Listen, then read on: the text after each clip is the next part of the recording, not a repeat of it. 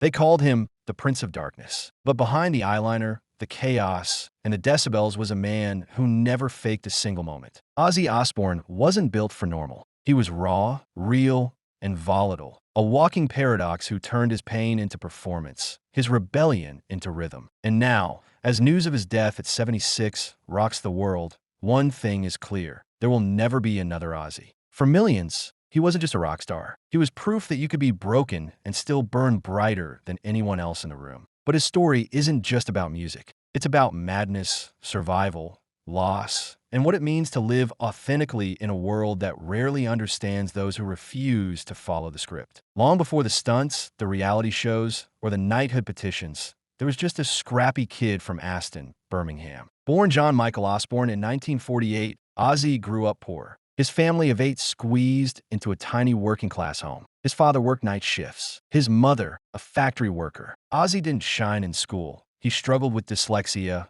was bullied constantly, and once said he felt like a ghost in his own life. But then he heard the Beatles, and everything changed. I knew from that moment I wanted to be a singer, he said later. I didn't care how. I just had to do it. He joined a local band that would soon evolve into something darker, heavier, louder. That band was Black Sabbath, and their self-titled debut in 1970 would launch an entirely new genre, heavy metal. Ozzy's voice wasn't perfect. It wasn't pretty, but it had a haunting edge, a desperate cry buried inside every note. Fans didn't just hear him, they felt him. And Black Sabbath wasn't like anything else on the radio. Their lyrics were about war, addiction, and inner demons. The band was a mirror to the madness of the times, and Ozzy was the wild, staring-eyed reflection staring back. Fame hit fast, so did the chaos. By the late 70s, Ozzy was spiraling. Drugs, alcohol, and erratic behavior got him fired from Sabbath in 1979. Most assumed that was the end, but it was only the beginning. With Sharon Osbourne,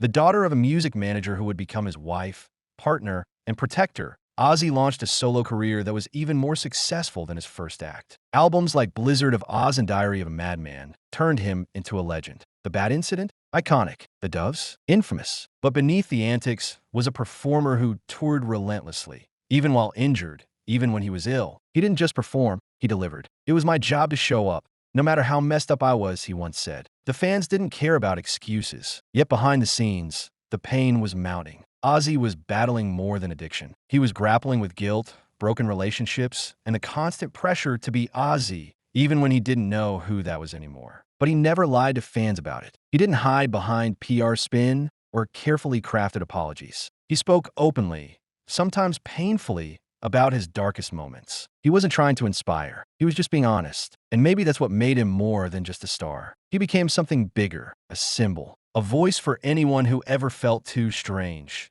too lost, too loud for the world they were born into. Ozzy didn't just build heavy metal. He built a philosophy. Be broken. Be brave. Be real. And just when it seemed like nothing could bring him down, the next chapter would test everything. The 90s should have been the twilight of his career. Instead, Ozzy Osbourne became a household name all over again. Not for music, but for being exactly who he'd always been. Raw, chaotic, unpredictable. And thanks to one unexpected move, the world got a front row seat to the mayhem. In 2002, The Osbournes premiered on MTV. The reality series didn't polish Ozzy's image, it magnified it. Fans saw him confused by remote controls, mumbling through daily life, arguing with his kids, and mumbling even more. It was hilarious, strange, and, beneath it all, disarmingly real. Millions tuned in not for stage drama, but for honesty. Ozzy didn't play a character. He was the character. And for a generation that never owned a Sabbath vinyl,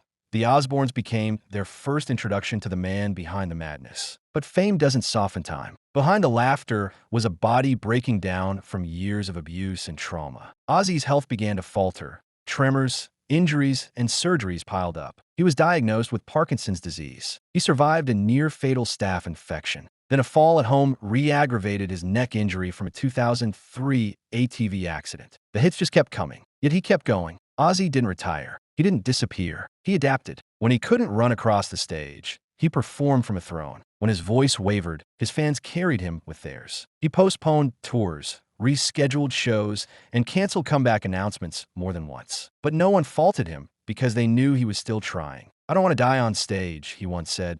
but I don't want to fade away in a chair either. Sharon Osbourne stood beside him through all of it. She wasn't just his wife. She was his strategist, his protector, and the reason he had a second career at all. It was Sharon who relaunched his solo work. Sharon who negotiated the TV deal. Sharon who organized Ozfest, the touring festival that gave bands like Slipknot, Linkin Park, and System of a Down their breakout stages. Ozzy was the star, but Sharon built the platform. And now, after his death, it's Sharon who remains determined to preserve the truth behind the legend. She wants the real Ozzy remembered, one insider said. Not just the headlines, not just the memes. And she's already taking action. A memoir focused on Ozzy's final decade. The surgeries, the struggles, the backstage moments no camera saw is already in the works. So is a documentary, built from years of unseen archival footage. But Sharon isn't just focused on remembrance. She's fighting for recognition. Within hours of Ozzy's death announcement, a petition for a posthumous knighthood went viral. Knight Ozzy Osbourne in memory. It reads, and within 48 hours, over 500,000 people had signed. It was an honor he had long been considered for, but never received. Now fans are pushing to make sure he gets it, even in death. Meanwhile,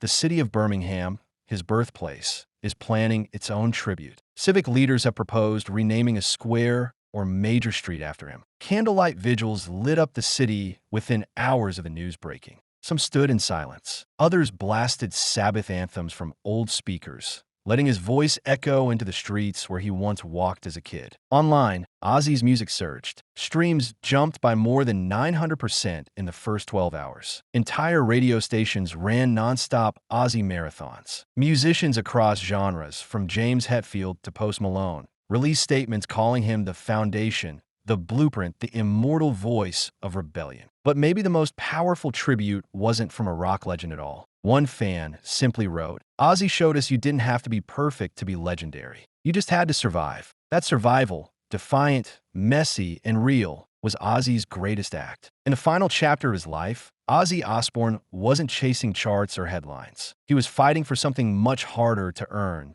dignity in decline. The man who once bit the head off a bat was now leaning on canes, wheelchairs, and medical staff just to make it to rehearsals. And still, he showed up. Not because he had to, but because he wanted to. Because the stage was never about ego for Ozzy. It was home, and he refused to leave it quietly. In 2020, while most artists went quiet during the pandemic, Ozzy released Ordinary Man, an album filled with reflection, pain, and surprising vulnerability. The title track felt like a farewell letter, not dramatic but quietly aching. In it, he sang, "Don't Forget Me," as the colors fade. A few years later, he followed it with Patient Number 9, a darker, more twisted sequel. His voice aged, but his message hadn't. He was still fighting. These weren't just albums. They were declarations. I'm still here. I still matter. But behind the music, time was catching up. By 2023, it became clear that touring was no longer an option. Ozzy canceled what was supposed to be his final European tour, citing his health as the reason. I never imagined my touring days would end this way,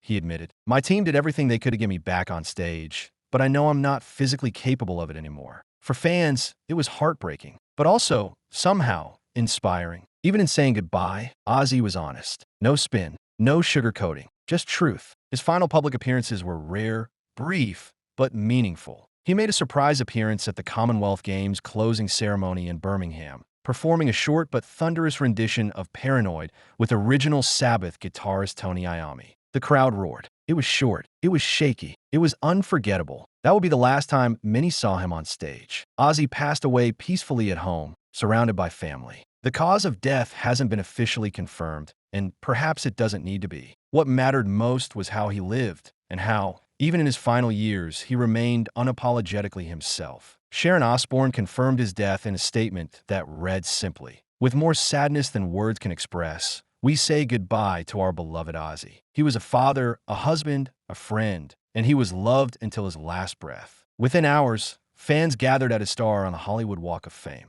Some brought candles, others brought records, some simply sat in silence. In Birmingham, the streets filled again, this time with tears, music, and gratitude. Plans are underway for a massive tribute concert at Wembley Stadium. Artists from across generations, many of whom got their first break at Ozfest, are expected to perform. Sharon is also spearheading a legacy foundation in his name, one that will support mental health treatment, addiction recovery, and music education. She says it's what Ozzy would have wanted, to help people keep fighting. And fight he did. Through addiction, shame, disease, and decline, Ozzy Osbourne didn't fade, he endured. He lived out loud. He stumbled, swore, sobbed, laughed, screamed, and got back up again. He never pretended to be a role model. He just showed what survival really looks like when you stop pretending altogether. His legacy? It's not just the music, it's the message that you can be loud, flawed, different, and still be loved. That you don't have to clean up your story for it to matter. That sometimes the mess is the miracle. In the hours and days following Ozzy Osbourne's passing, a strange quiet settled over the world of rock, like the amplifier had finally been unplugged. But the silence didn't last long. His music thundered back across every platform. Spotify, Apple Music, YouTube, all flooded with streams from old fans and curious newcomers alike. Concert footage from the 70s went viral again. Moments that once seemed outrageous were now cherished memories. The bat, the doves, the mumbling wisdom. It was all part of a legend that couldn't be replicated, only remembered. But the truth is, Ozzy Osbourne's story was never just about Ozzy. It was about every person who felt like an outsider. Every teenager who blasted Crazy Train in their room and believed, just for a moment, that rebellion could be sacred. Every recovering addict who saw in Ozzy's chaos a map to something better. Every artist who realized they didn't have to be polished to be powerful. He gave people permission to be broken, to be loud, to be human. And now, his influence continues through the very artists he helped shape. Bands like Ghost, Slipknot, Bring Me the Horizon, and Avenged Sevenfold all cite him as a cornerstone. His blueprint lives in their riffs, their lyrics, their stage presence, the outlandish theatrics, the emotional openness, the willingness to say the unsayable. That's Ozzy's fingerprint still smudged across modern music. But beyond guitars and face paint, something deeper lingers. Ozzy taught people how to own their story. He never edited out the ugly parts. He admitted to the hurt he caused, the damage he endured, the shadows he danced with. And in doing so, he gave others the courage to confront their own. He didn't glamorize pain. He just didn't pretend it didn't exist. He said once in an interview, "I'm not a role model. I'm a warning and a survivor." But even that was too humble. Ozzy wasn't just a warning. He was proof that redemption doesn't have to look clean. That survival isn't about conquering the darkness, but learning how to walk with it and still sing. Sharon's work now continues. The planned Ozzy Legacy Foundation will fund programs that mirror the challenges he faced: addiction support, youth music access, and mental health services. It's not about polishing his legacy. It's about making it useful. And fans seem ready to follow. Donations are already rolling in. Tribute murals are being painted. A stretch of road in Birmingham may soon bear his name. And the petition for a posthumous knighthood? It's still climbing. But Ozzy wouldn't have cared much for the titles. He'd have rolled his eyes, mumbled something indecipherable, and probably cracked a joke about it. Because for him, the real honor was never royal. It was emotional. The fans, the survival, the ability to scream into a void and hear someone scream back. In the end, Ozzy Osbourne didn't just build a music career. He built a philosophy. Be loud, be weird, be unfiltered. And no matter what they say, keep going. Even in death, he's still teaching us how to live. Let us know in the comments what you think of Ozzy's story. And if you enjoyed this, subscribe for more forgotten legends who left their mark, not with perfection, but with truth.